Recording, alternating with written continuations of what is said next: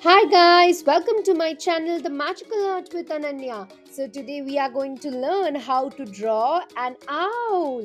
So you remember that what we say as wise as an owl, right? So first we'll draw you, then we'll make a curve, we'll draw two leaves to make the ears of the owl. Then let's make some designs on the body. Let's draw the beak by writing a V or drawing a triangle, you can say. Then let's draw two circles to make the eyes, and let's draw the eyeballs.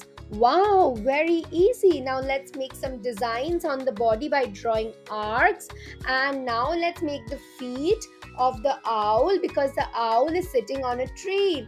Now let's write some W or U continuously to make the design on the body. And now let's make the branch of the tree where the owl is sitting.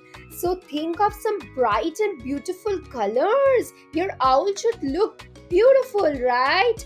So I have colored with all this color to make it look bright, beautiful and eye-catching, right? So what you need to do, you need to like, share and subscribe the Magical Art with Ananya for more such content.